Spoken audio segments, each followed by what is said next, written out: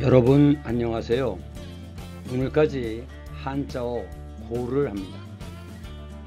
그 전에 먼저 이 한자어 사전도 벌써 30번을 넘었습니다. 아직도 갈 길이 멀어 구독자들이 얼마나 효용감을 느낄지는 모르겠습니다만 이는 누군가는 해야 할 일이라고 믿습니다. 그리고 중고등학생들이라면 10월 중순에 시작할 교과서 개념어 사전을 보시길 권장합니다. 이 교과서 개념어 사전은 중학교부터 시작하여 고등학교까지 국어, 사회, 과학, 수학 등 학습에 필요한 개념들을 다룰 예정입니다. 이 사전은 학원에 의지하지 않고 스스로 공부해보고자 하는 학생들이나 기존 학교에서의 학습 방법에 의욕이 없는 학생들에게 어떤 돌파구가 될 수 있다고 생각합니다. 학교 수업을 잘 이해하고 좋은 성적을 받기 위해 반드시 알아야 하는 용어들을 정리하였으니 중고등학생들에게는 도움이 되길 기대합니다. 감사합니다. 오늘까지 고자입니다. 고. 기본자 높을 고죠. 그리고 벼화가 들어갔고 손으로 채를 들고 있는 모습이고 고기육입니다. 사람 몸과 관계가 있죠. 이것은 슬래시로 되어 있는 것들은 각각 어원이 다른 고자들입니다. 이것은 알릴 고자고 왼쪽에 말씀원이 들어갔습니다. 이 높을 고자는 높은 대 위에 탁구대, 당구대처럼 대라고 하는 것은 높고 위가 평평한 것이 됩니다. 높은 대 위에 큰 전각을 세운 모습이에요. 그래서 매우 높다는 거죠. 그래서 높은 가격, 고가, 높은 의견, 고견, 높고 귀한 것, 고귀하다, 높고 순결하다, 고결하다, 그 급수가 매우 높다, 고급이다. 그 다음에 위도, 높이가 높다, 고도, 그래서 해발 몇 메타 할 때 그 고도입니다. 고난도, 어려운 정도가 매우 높다는 겁니다. 어려울란 정도도입니다. 그래서 어려운 정도가 매우 높은 것이 고난도입니다. 속도가 빠를 때는 고속이죠. 고속도로. 그 다음 고액, 액이라고 하는 것은 금액입니다. 돈의 그 겉으로 드러나 있는 가치죠. 예를 들면 10,000원권, 50,000원권은 고액권입니다. 고수, 손이지만 사람을 가리키죠.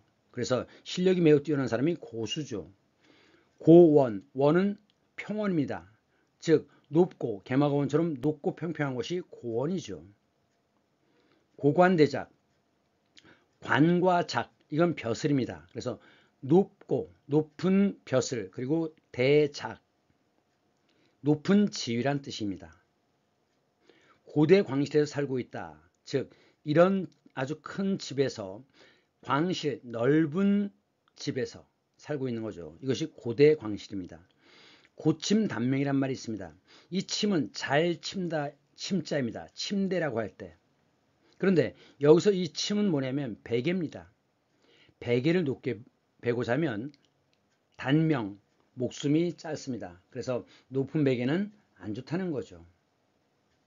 그래서 이제 사람의 경우에 누워서 잘 때 심장은 정 가운데서 약간 왼쪽에 있습니다. 그래서 왼쪽으로 누워서 자면 심장이 눌려요. 그렇기 때문에 오른쪽으로 누워서 자는 것이 잠을 충분히 숙면을 취할 수 있습니다. 그래서 오른쪽으로 누우면 신선의 잠이고 왼쪽으로 누우면 짐승의 잠이다. 뭐 이런 얘기를 합니다. 그 다음 고가도로, 자 실언 가짜죠. 실언가, 십자가 할 때 썼던 거, 이런 것들이 다 고가도로죠. 고가도로. 고공농성, 그 공기 중에 높은 곳에, 즉 이렇게 바닥에서 매우 높은 곳에 농성, 농이라고 하는 것은 농구라고 할 때 농은 그 바구니란 뜻입니다. 대그릇. 그래서 농구라는 건 뭐예요? 그 바구니 안에다 공을 집어넣는 거죠. 그런데 이 바구니 같은 곳에, 즉 주변에 올라갈 수 있는 길이 아무것도 없죠. 그래서 경찰의 진압을 막기 위해서 또는 구사대의 진입을 막기 위해서 올라갈 수 있는 길이 아무것도 없는 이 높은 곳에 올라가서 농성을 하는 겁니다. 이것이 고공농성입니다. 그 다음 산고수려, 산이 높고 물이 수려하다, 아름답다는 거죠. 여수. 그래서 이 고구려라고 하는 말은 이 산고수려에서 고려 이렇게 따왔다는 주장이 있어요. 그런데 사실은 이 고구려라고 할 때는 이 고는 고주몽처럼 고시성이죠. 그리고 구려라고 하는 것은 이것은 마을, 성이란 뜻이랍니다. 그래서 고씨의 성 이런 뜻이겠죠. 그래서 고주몽이 나라를 세우고 뭐 이렇게 나온 거니까 그것들이 고구려인데, 이 고구려라고 하는 말과 고려는 서로 섞어 썼습니다. 그래서 고려시대 때 자기 나라의 그 나라의 명칭을 고구려라고 했다는 기록도 있습니다. 그 다음 고리대금, 이는 이자입니다. 이자가 매우 높아요. 그리고 위에는 대신할 대자지만 밑에 조개 패가 들어가면 빌려준다는 뜻입니다. 대금, 돈을 빌려주는 거죠. 그래서 아주 높은 이자에 돈을 빌려주는 것을 고리대금이라고 합니다. 요즘 이제 사채업자들이 이런 짓을 많이 하는데, 옛날엔 뭐라 그랬느냐, 달러 이렇게 썼죠. 1950년대 60년대에 달러변이라고 했습니다. 이 변이라는 건 뭐냐면 가란 뜻인데, 그럼 원금 옆에 붙는 게 뭐예요? 이 가에 붙는 게 이자죠. 그래서 이 변이라는 건 이자란 뜻으로 씁니다. 그래서 달러변이라고 하면 그 매우 이자가 높은 돈을 달러변이라고 하는 거예요. 이게 50년대 60년대는 하루에 1%였습니다. 그러니까 1년을 빌리면 365%의 이자를 내야 되는 거죠. 그 다음 이게 변 가짜인데, 가라고 하는 건 끝이란 뜻입니다. 끝. 그래서 강가, 강이라고 있으면 그 양쪽 끝이 강가죠.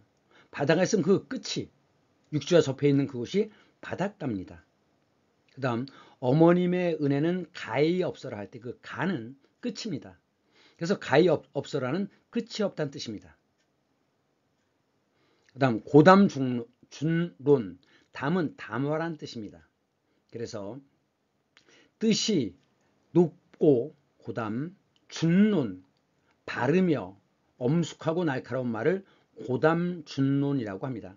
그래서 돈 얼마를 벌 것이냐, 이게 아니라 모두가 평등하게 살 수 있는, 모두가 복지를 누리며 살고 수 있는 사회가 무엇이냐, 이런 걸 얘기하는 것이 고담준론이죠. 나만 잘 먹고 잘 살아야지, 이건 고담준론이 아닙니다.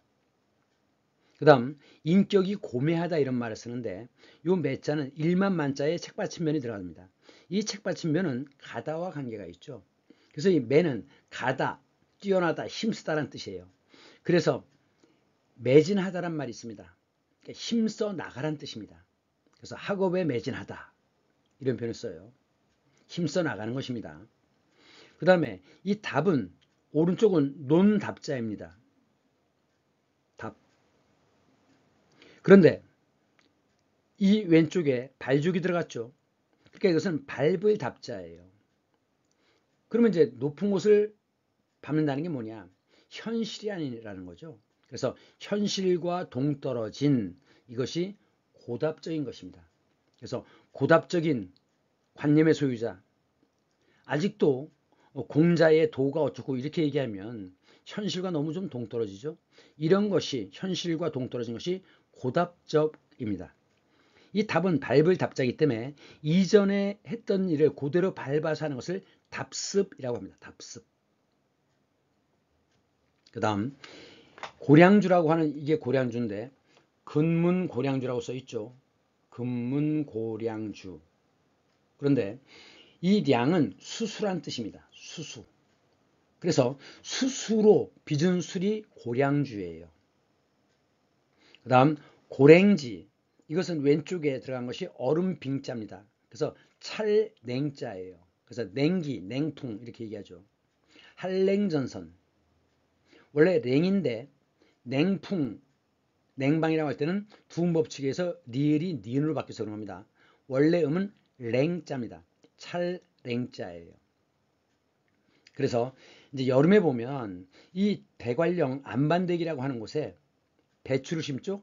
그래서 그런 것을 고랭지 배추라고 얘기합니다. 고랭지 배추. 그런데 안반대기라고 할 때 이 안반은 뭐냐면, 자, 지금 여기 뭐 아버지 어머니가 있고 그다음에 이 청년이 지금 머리 묶은 거 보이시죠? 떡거머리 총각. 이 총각이 지금 떡매로 지금 밑에 떡을 치고 있습니다. 떡을 치다. 이 밑에 있는 넓고 편편한 이 돌, 그릇, 이것이 안반입니다. 이 고랭지 배추를 키우는 그곳은 산 사이에 이렇게 쑥 들어가 있는, 그래서 여기처럼 이렇게 넓고 편편한 곳이기 때문에 그곳에 붙여진 이름이 안반대기입니다. 부엌대기, 대기라는 건 그 장소나 사람을 가리키는 전미사예요. 그래서 요 떡치는 요곳이 안반이다. 그런데 이왕 나온 김에 이쪽에 있는 이 커다란 그릇 있죠? 이건 뭐라고 하느냐? 이건 함지라고 합니다. 함지. 그런데 원래 함지라는 건 뭐냐? 해가 동쪽 끝에 뽕나무가 있는데, 해가 그 뽕나무에 이렇게 줄로 묶여 있다가 닭이 꼬끼요하고 울면 부상해서 해가 이렇게 뜹니다. 그래가지고 어디로 들어가느냐? 서쪽 끝에 아주 커다란 지는 저수지죠. 연못. 아주 커다란 연못이 있대요. 글로 해가 진답니다. 그럼 이제 그 다음날 다시 밤사이에 이 뽕나무, 상은 뽕나무예요. 그래서 뽕나무에서 나는 그 노란 버섯을 상황버섯이라고 하죠. 그 다음에 너무나 엄청나게 많이 바뀌었다라고 할 때 상전벽해라고 합니다. 전은 밭이고 답은 논입니다. 그래서 전답이라고 할 때 그것은 논과 밭을 가리키는 거예요. 이 부자는 지압이 부자에 왼쪽에 잡을 손이 들어가서 이건 잡을 부자입니다. 그래서 해를 잡고 있는 나무, 뽕나무 그런 뜻입니다. 그래서 밤사이에 다시 해가 하나 만들어져 가지고 또 닭이 꼬끼하고 울면 해가 떠서 어디로 들어가느냐? 서쪽 끝에 있는 함지로 들어간다는 거죠. 그래서 이제 이렇게 큰 그릇을 뭐라고 하느냐? 함지박이라고 하는데, 옛날엔 대부분의 그릇을 바가지를 반을 잘라서 만들었죠. 그래서 원래 박은 이렇게 커요. 근데 그것이 다 크기 전에 요만할 때 잘라가지고 반으로 잘라서 그릇으로 씁니다. 그래서 아지가 돼요. 아지라는 건 작다란 뜻입니다. 그래서 작은 박을 뭐라고 하느냐? 박아지니까 뒤로 넘어가서 뭐가 됩니까? 바가지가 됩니다. 바가지 좀 그만 긁어라. 바가지 박박 소리 나죠? 바가지. 이 아지는 작다란 뜻이에요. 그래서 개, 말, 소가 있는데 아직 어린 놈을 뭐라고 하느냐? 갱아지. 뭐로 바뀌죠? 강아지. 말아지, 망아지, 소아지, 송아지 이렇게 바뀌는 겁니다. 아지는 작다란 뜻이에요.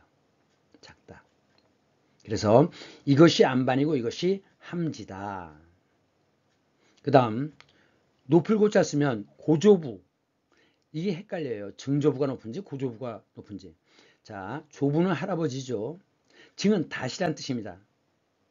할아버지, 옛날에 사실 60 넘으면 대부분 죽었기 때문에 할아버지를 살아서 보는 경우가 많지 않았어요.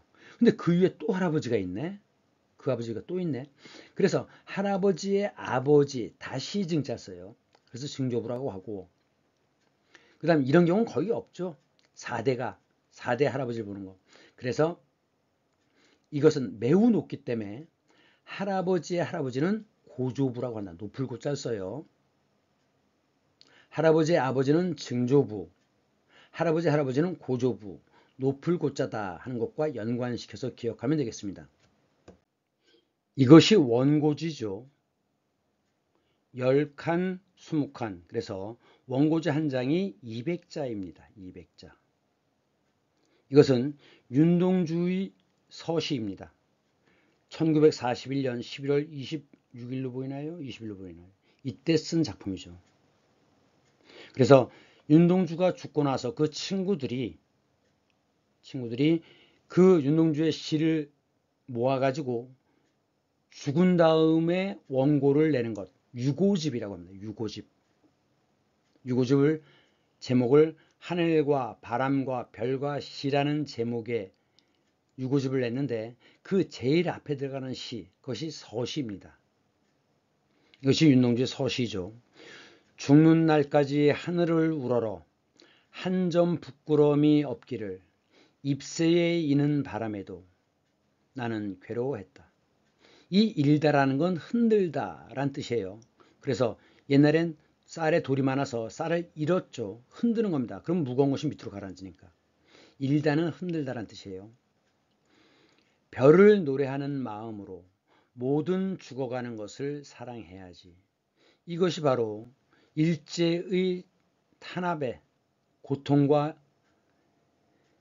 살과 죽음을 넘나드는 조선 사람들의 그 상황인 거죠.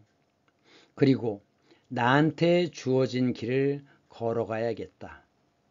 오늘 밤에도 별이 바람에 스치운다. 이렇게 되어 있는데, 자, 여기서 보시면 나한테가 아니라 나한테 이렇게 쓰고 걸어가야겠다가 아니라 걸어가야겠다 이렇게 되어 있어요. 이게 그 한글 맞춤법 통일안이 처음 만들어진 것은 1933년인데 비록 맞춤법 통일안이 만들어졌다 하더라도 이것이 일반적으로 널리 공유되지는 못했습니다. 그러니까 그 당시 이제 연희 전문학교를 다녔던 지금으로 치면 대학생인 윤동주도 이런 맞춤법 같은 것이 지금의 맞춤법과는 맞지 않는 거죠. 자, 그러면 이제 이런 원고지는 뭐로 만드느냐? 그 나무 줄기나 볏짚 이런 거로 원고지를 만듭니다. 그래서 옛날에 종이를 뭐로 만들었어요? 주로 볏짚을 이용해서 많이 만들었습니다. 그래서 이 벼화자가 들어가요. 그래서 볏짚 고자입니다. 그렇기 때문에 원고지라고 얘기하고 원래 인쇄하기 전에 원래 형태란 뜻이에요. 지는 종이지자고. 그래서 이제 이런 원고를 써서 출판사로 보내면 원고료 돈을 주죠. 그게 원고료고 처음에 이렇게 쓴 그 글을 원고를 풀초자를 써서 초고라고 합니다. 근데 이제 여기도 보면 지금 교정을 했죠. 이것이 틀린 부분을 고치는 거 아니면 단어나 이런 것들을 바꾸는 것이 재고입니다. 초고 재고.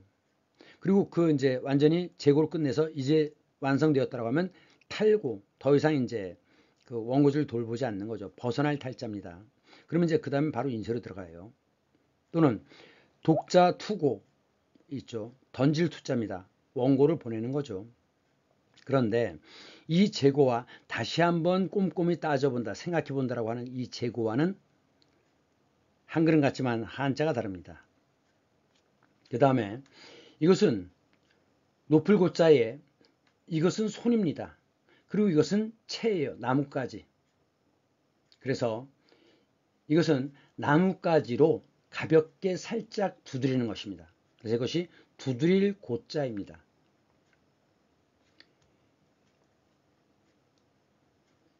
그렇기 때문에 그 가도라는 사람이 이 사람은 이제 걸어가던 사람인데 그 당시 높은 벼슬하던 한유라는 그 당시 대단히 뛰어난 문장가 한유의 가마와 부딪힙니다. 그래서 어떤 놈이냐 뭐 그러니까 사실은 내가 이 승퇴월하문이라고 할지 승고월하문이라고 할지 어느 쪽이 더 나을까를 곰곰이 생각하다 미처 가마를 보지 못했습니다 하고 사과를 하니까 그 한유도 한 문장가거든요. 그러니까 한유가 뭐라 그랬냐, 고가 낫겠네 그랬어요. 두드리는 게 낫겠다. 이 퇴는 밀다란 뜻이거든요. 손이 들어갔죠. 그러니까 손으로 미는 거예요. 추진. 밀다란 뜻인데 추라고도 있고 퇴라고도 있습니다. 밀다란 뜻인데 원래 문장이 이거죠. 조숙, 지, 변수. 새는 연못 주변의 나무에 잠들고 숙은 하숙이라고 할 때처럼 자다란 뜻입니다. 그리고 승고, 중은 스님이, 고, 월함은 달 아래 문을 고, 두드리네. 그럼 왜 밀다라고 하지 않고 두드리다라고 했느냐? 자, 지금 밀다라고 하면 새가 스님이 달이 환하게 비치는 그 아래 문에서 앞에 서가지고 민다. 시각적이기만 하죠. 그런데 두드린다라고 하면 거기서 청각이 동원되지 않습니까? 그러니까 이제 이 시각과 청각이 어울리기 때문에 이런 것을 서로 다른 감각이 어울리는 것을 공감각이라고 하죠. 그래서 공감각적 표현이 더 낫겠다라고 권했던 겁니다. 지금 이 문은 강릉 선교장이라고 하는 곳, 이제 건물이 여러 채가 있는데 그 중에 하나가 선교장인데 아마 선교장이라고 이름이 붙은 이유는 외부의 손님을 재우는 곳이기 때문에 그런 것 같아요. 거기에 이렇게 붙어 있는 겁니다. 그래서 이 문의 이름이 월하문이에요. 월하문. 이거죠. 월하문. 강릉 선교장입니다. 이것은 높을 고자인데 이것은 뭐냐? 달월처럼 생겼죠. 이것이 왼쪽에 들어가면 이것은 고기육이고 오른쪽에 들어가면 달월인데 그럼 밑으로 들어간 건 뭐냐? 고기육입니다. 그래서 몸과 관련이 있어요. 그래서 이것은 기름 고자입니다. 옛날에는 이명래 고약이라고 있는데 뭔가 종기가 나거나 옛날엔 참 종기가 많았어요. 그 종기에 붙이는 약, 이것이 이명래 고약이었습니다. 그 다음에 고황에 병이 들어 중림에 누웠더니 어와 성은이야 가디록 망극하다.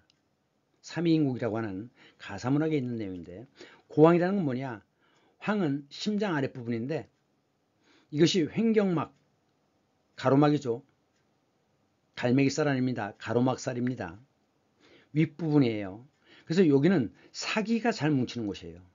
그래서 몸의 가장 깊은 곳에 사기가 뭉쳐 있기 때문에 나쁜 기운이 뭉쳐 있기 때문에 이 병은 고칠 수가 없다. 불치다. 라고 해서 고황에 병이 들었다는 얘기는 죽음을 앞두고 있다. 그런 뜻입니다. 그 다음 이 고자가 춘향전에 나오죠. 금준미주 천인혈이요. 금 술잔에 미주 아름다운 술, 좋은 술은 천인, 천 사람의 피이고 옥반 가요는 만성고라. 옥으로 만든 쟁반에 좋은 안주, 효는 안주입니다. 만성, 만백성의 기름이라. 그러니까 고혈을 빤다는 거죠. 고혈을 빤다라고 할 때 이거 쓰는 겁니다. 백성들의 고혈을 빤다. 총누락시 민누락이요. 그 양반들 이제 고을사또 같은 경우는 그 관아에다가 그 밀랍으로 만든 초를 키겠죠. 그 촌농이 눈물 누자예요. 촌농이 락시 떨어질 때 민누락이요. 백성들의 눈물도 떨어지고 가성고초 원성고라. 노랫소리가 높은 곳에 원한의 목소리가 높구나. 그러면서 이제 바로 이제 이몽룡이 이제 딱 일어서니까 그 밑에 역졸들이 나타났고 암행어사 출두요 하는 거죠. 예. 이것이 이제 암행어사 출두 직전에 그 이몽룡이 읊었던 한시인데 우선 아분법이라는 걸 좀 봐야 됩니다. 이 운이라고 하는 것은 뭐냐면 우리말에 중성과 종성이 운입니다. 예를 들면 성의 경우에는 어와 이응이 이게 운이에요. 시옷 뺀 나머지 어와 이응이 운입니다. 그래서 왜 그 삼행시조에서 뭐 운을 주세요라고 할 때 그 운은 이걸 가리키는 겁니다. 그러면 지금 이건 7원이죠. 한 줄이 7자예요. 그리고 4줄로 돼 있어요. 고시입니다. 이 고시의 경우는 두 번째 마지막 글자와 네 번째 마지막 글자에 운이 맞아야 합니다. 자, 오. 이거의 운은 오고 이것도 운이 오죠. 그래서 이것을 맞추는 것이 아분법입니다. 그 다음 암행어사라는 건 그 벼슬아치들의 비리를 캐기 위해서 신분을 숨기고 임금의 명령을 받은 벼슬아치죠. 근데 이 암행어사는 임시관직이에요. 요즘으로 치면 공직기강을 감찰하는 비서관입니다. 그런데 이 사람이 뭘 갖고 다니냐? 마패와 유척을 갖고 다녀요. 마패는 이거죠. 그래서 이걸 딱 보면서 암행어사 출두요. 그럼 출두할 때 누가 하느냐? 조선시대에도 그 30km마다 역이 있었습니다. 역. 그러면 이제 말이 계속 가다 보면 30km 가면 지쳐서 속도가 느려져요. 그러면 이제 이 마패를 보이면 그 역줄들이 여기에 적혀 있는 마리수 이내로, 지금 여긴 5마리 그려져 있죠? 5마리 이내에서 말을 교체해 줍니다. 이게 마패예요. 패라고 하는 것은 얇고 납작한 것이 패죠. 그래서 말 그림이 그려져 있기 때문에 이걸 마패라고 합니다. 그러면 이제 암행어사는 보통 그 방자 한 사람만 데리고 다니거든요. 방자가 뭐냐? 말하자면 수행비서예요.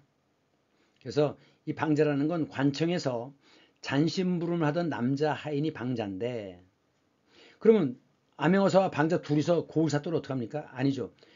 그 근처에 인근에 있는 역에 있는 군인들, 그걸 역졸이라고 하죠.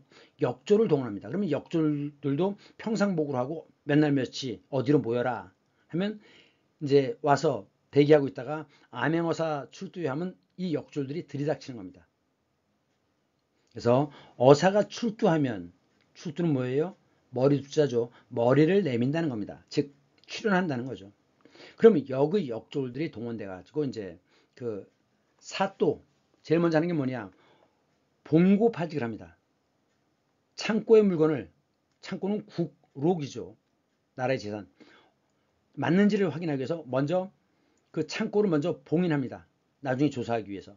그래서 그 봉인을 떼면 그건 안 돼요. 그리고 나서 이제 그 파직, 직무정지를 시키는 거죠. 이렇게 해가지고 그 비리를 조사하는 것인데, 이 암행어사가 갖고 다니는 게 또 하나가 유척이 있습니다. 이 유척이라는 건 뭐냐면, 유는 노쇠예요, 노쇠. 척은 자죠. 옛날에는 그 길이나 무게를 속이는 경우가 많았었거든요. 그래서 정말 제대로 그 표준을 지키고 있는지를 따지는 겁니다. 그래서 이 유척은 도량형인데, 우리가 얘기할 때 도는 길이고 량은 부피죠. 형은 이건 저울형자입니다. 무게를 얘기해요. 그래서 이 도량형이 일치해야 되고 이걸 엄격하게 지켜야 되기 때문에 유척을 갖고 다니는 겁니다. 이 사진은 빈, 오스트리아 빈 슈테판 성당에 있습니다. 그 오른쪽이 입구고 왼쪽에 이렇게 있어요. 쇠죠. 그리고 여긴 지금 일부가 잘렸는데 이렇게 동그랗습니다. 옛날에는 길이를 속이고 빵의 크기를 막 어떤 놈은 작게 만들어 가지고 그래갖고 같은 값을 받는 거죠. 그래서 빵의 크기는 이만한 거여야 한다. 그 다음 길이를 잴 때는 기준이 이거다. 말하자면 그 당시에 오스트리아 빈에 있던 이게 도량형입니다. 그래서 누구든지 와서 속이지 않았나 길이를 재보고 크기를 확인할 수 있도록 성당 왼쪽에 이것을 아예 만들어 놓은 것입니다. 예, 좀 더 추가하면 이 북고자는 심장의 고동 소리 할 때 그 북고자죠. 그래서 북치는 소리입니다. 근데 이제 음악에서는 일박자라고 할 때 그것이 그 심장이 한번 둥, 둥, 이 소거와 길이가 같다고 그래요. 그 다음에 고막이라고 할 때 이 오른쪽은 부정사입니다. 누구를 막론하고 부정사죠. 논하지 말고, 막론하고, 논하지 말고, 따지지 말고. 근데 왼쪽에 고기육이 들어갔습니다. 그래서 이거는 얇은 껍질입니다. 예를 들면 세포막처럼 막. 근데 고막은 뭐냐? 소리가 들어가면 이게 영어로 이제 이어드림인데 여기가 울리죠. 그럼 그 소리를 이제 인지해서 이게 무슨 소리인가 뇌에서 판단하는 거 아닙니까? 그래서 요것이 고막이고, 그 다음에 이제 고자라고 하면 이게 important, important 하면 중요하다는 뜻이지만 info라고 하면 그것은 그 섹스가 불가능한 그런 뜻입니다. 그래서 섹스가 어려운 경우를 인포라고 하는데 그 고자를 가리키는 겁니다. 옛날에는 아마 너무 화기가 왕성해서 그 기능이 죽었다 그러나 봐요. 그래서 불화자를 써서 화자라고도 했습니다. 그 다음은 북을 치고 춤을 추면서 격려하는 것, 이것이 고무적이죠. 고무적이다. 그 다음에 고취하다. 취는 피리 취자입니다. 그러니까 북을 치고 피리를 부는 것, 즉 격려하는 거죠. 그 다음 고적대. 북이고 적은 피리적자입니다. 위에 대나무 죽자 보이시죠? 그래서 이제 고적대라고 하는 거, 이게 이제 북과 그 다음에 피리, 사실은 밴드죠. 이런 것들을 갖고 이제 행진하는데, 이 고적대가 지금은 뭐 브라스 밴드를 포함해서도 그냥 다 고적대라고 얘기합니다.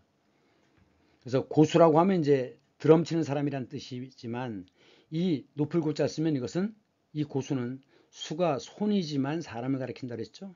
그래서 이건 달인이란 뜻이다. 그 다음 아까 얘기했던 퇴고입니다.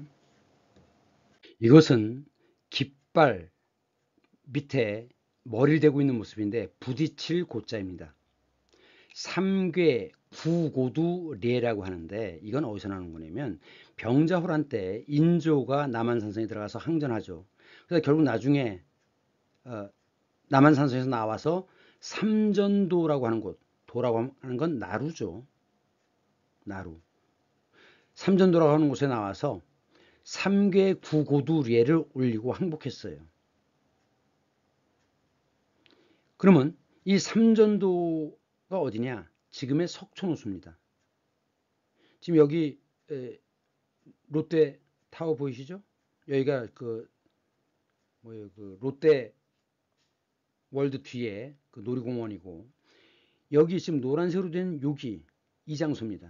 여기에 삼전도비, 그러니까 항복했다라는 걸 기념하는 비석을 세웠는데 그것이 삼전도비입니다. 여기에 세워져 있어요. 그러니까 옛날에는 한강이 여기까지 이렇게 넓었던 겁니다. 그러니까 우리나라는 몬순 지역, 계절풍 지역이고 여름에 집중호우이기 때문에 한강이 몇 킬로씩 됐어요. 3km, 4km씩 넓은 곳은. 그러다 이제 지금 것을 다 시멘트로 해가지고 물길을 통제한 거죠.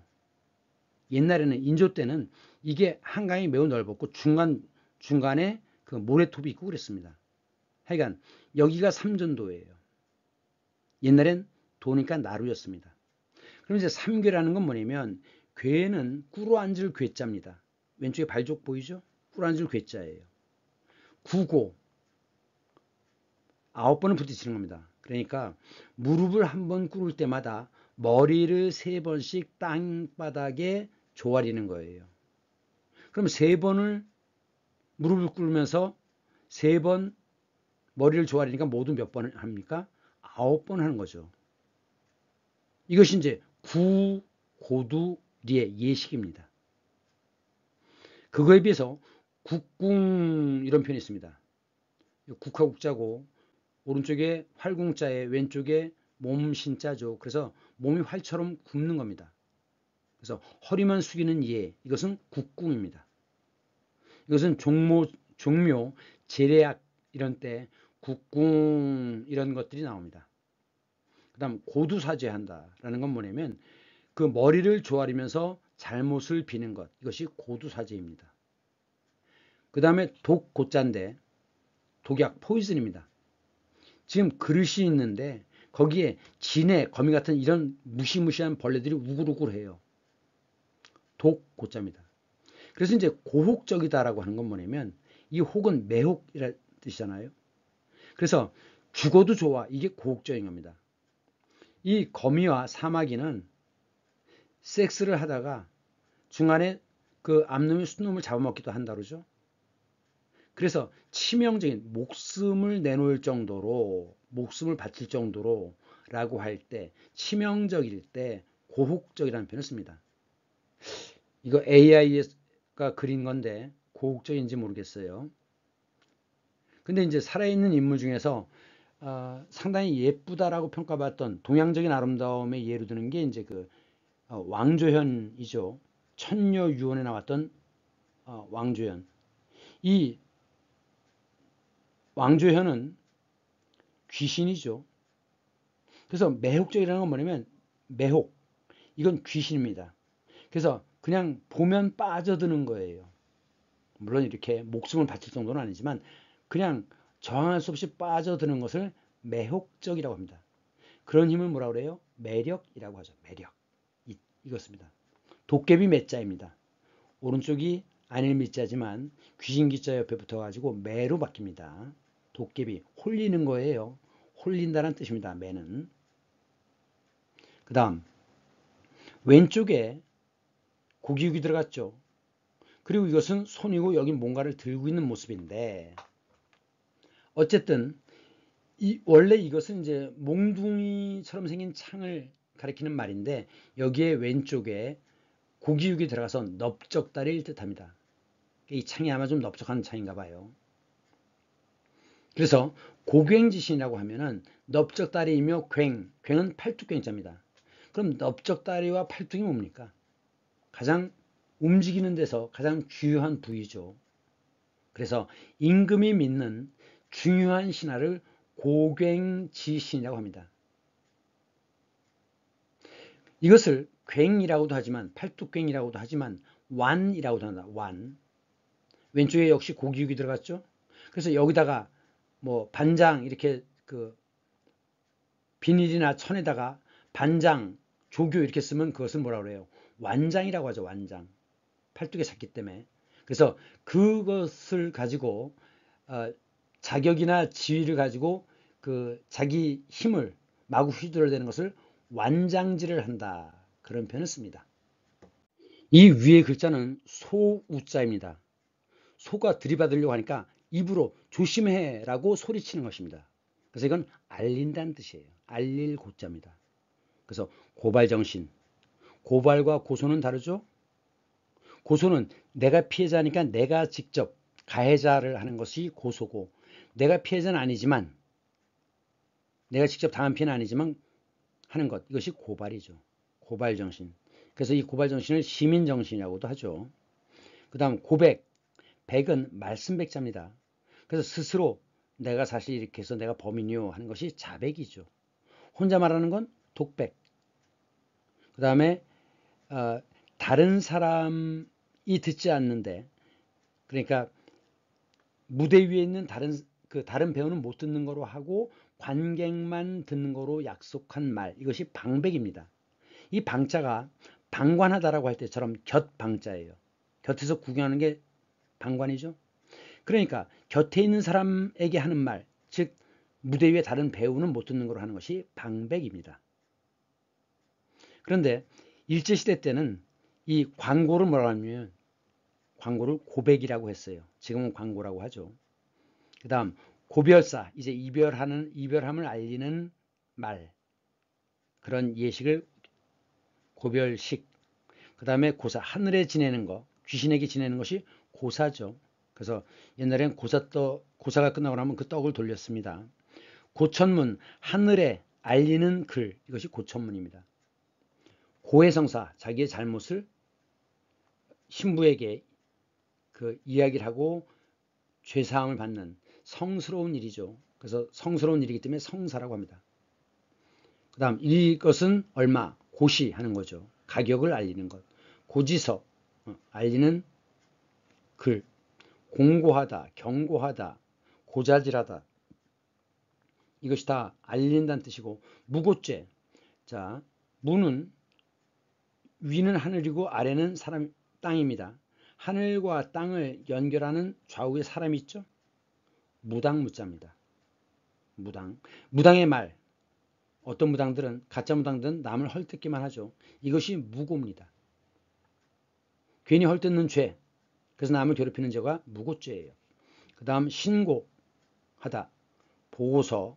지식의 보고. 지식의 보고라고 할 때는 보물창고 할 때는 한자가 다르죠. 그 다음 선전포고. 포는 널리 알린다는 뜻이에요. 선전포고하다. 그 다음 역사에는 고변이라는 말이 나옵니다. 그래서 역적모의를 고발하는 것이 고변이에요. 그래가지고 이제 조선시대 때는 사화가 많이 생겼죠. 사화는 선비들이 당하는 재앙이 사화입니다. 그래서 이제 살인들이 글공부하던 선비들이죠. 훈구파가 아니라 살인파. 살인들이 당하는 화가 사화인데 그 살인파가 훈구파를 견제하려다 오히려 거꾸로 당하는 거예요. 그래서 귀양을 당하고 사약을 먹고 능지처사라는 건 이제 네 다리 묶어서 사지를 찢는 거죠. 그래갖고 이제 그 대표적인 게 연산군 때 김종직이 죽음을 당하는데 그것은 이제 무오사화라고 하고 그래서 그 뒤에도 많습니다. 갑자사화, 기묘사화, 의사사화 이런 것들이 있습니다. 그 다음 말씀원에 들어가면 말로 가르친다는 뜻이에요. 그래서 이것은 가르칠 고자입니다. 이건 알린다는 뜻이고 이건 가르친다는 뜻이에요. 그래서 독일 청년들에게 고함, 피이테가 쓴 글인데 독일 청년들에게 사실은 가르치고 싶은 말이죠. 남기고 싶은 말. 그 다음 독립선언문에 자손 만대에 고하여 그러니까 자손 아들과 손자 만대에 걸쳐 그러면 한 세대가 30년이니까 30만 년이죠. 30년 동안 영원히 가르쳐 깨우치게 하여 이런 뜻입니다. 그런데 이건 고라고 읽지만 이런 것들은 다 호라고 읽습니다. 그래서 삼수문에 들어가면 바다처럼 넓을 호자예요. 그래서 호연지기를 키우다라고 할 때 쓰는 거고 힐백이 들어갔으니까 힐호자입니다. 단순호치, 붉은 입술과 흰 이빨, 미인을 가리키는 말입니다. 그 다음에 이것은 밝을 호자고 헤일이 들어갔죠? 그러니까 해처럼 대나처럼 밝다. 그런데 이제 여기에 술주가 들어가면 이건 독할 혹자예요. 술이 도수가 센 거죠. 그래서 혹독하다라고 할 때 쓰는 글자입니다. 지금 이곳은 지중해 북부입니다. 지난 시간에 봤던 그 메블라나 수피즘의 원조인 코냐라고 하는 도시, 아이콘이 많은 곳이라는 뜻이라고 했죠. 성화가 많은 곳. 거기서 이제 이 트로스 산맥을 넘어오면 그러면 이제 시대라는 곳이 있습니다. 시대. 옛날 로마 시대 때부터의 그 무역 항구였어요.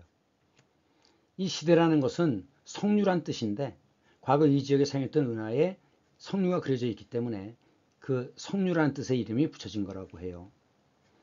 이 왼쪽은 로마의 고대 유적지인데 지금 이 원형으로 보이시죠? 이것이 이제 그 2세기에 지어진 아고라가 뭡니까? 포rum? 아고라? 원래는 시장이었죠. 시장터. 사람들이 물건을 사고 파고 하는데 그러다가 이제 그것이 의견을 정치적 발언을 하는 장소, 정치 포럼으로 의미가 바뀌었죠. 어쨌든 이것은 시장이었어요. 시장이 중심입니다. 지금 오른쪽은 이 시대 해변에 있는 아폴론 신전인데 아폴론은 해를 상징하잖아요. 현재는 이제 기둥 몇 개만 남아있는 상태입니다. 근데 이제 요 위에 요것을 주두라고 하는데 기둥의 대가리죠. 주두라고 하는데 이 장식을 보면 그 도리아식, 이오니아식, 코린트식인데 지금 이것은 이오니아식에서 코린트로 넘어가는 중간 과정인 것 같아요. 이 조각이 명확하지가 않습니다. 일단 여기서 보시면 그리스 신전의 기둥들 이게 지금 크기와 높이입니다. 도리아, 이오니아, 코린트는 다 지명입니다. 어떤 지역에서 기둥을 그런 식으로 만들었기 때문에 도리아식, 이오니아식 이렇게 얘기하는 거예요. 자, 우선 발 크기, 발 길이의 6배인 기둥의 높이라는 거죠. 그래서 이것은 남성 신체의 강건함을 상징하는 거라고 그래요. 그래서 이것이 이제 도리아식이고 이것이 이오니아식입니다. 이오니아식은 양머리라서 이렇게 말려 있죠. 양쪽 끝이. 그래갖고 기둥의 굵기는 높이의 8분의 1로 해서 여성의 팔등신을 표현한 거라고 해요. 그리고 동그랗게 말린 머리털처럼 이렇게 말려 있죠. 늘어뜨리고 여성 의상의 주름을 둥근 홈과 함께 세로로 넣었다. 이게 지금 여성 옷의 주름처럼 표현됐다는 거죠. 그거에 비해서 코린트식은 결혼을 앞둔 처녀가 병으로 사망했는데 그녀의 유모가 주워던 물건을 바구니에 담아서 무덤에 올려고 이제 그 위를 기와로 덮었는데 그 틈새로 요게 자랐대요. 이게 아칸소스입니다. 아칸소스. 그래서 이제 이게 이태리에는 이게 많이 자란대요. 그렇기 때문에 이 코린트 양식에는 이 문양을 여기다 새겨놨던 겁니다. 이게 아칸소스 잎이에요. 자, 오늘은 여기까지 하겠습니다. 수고하셨습니다.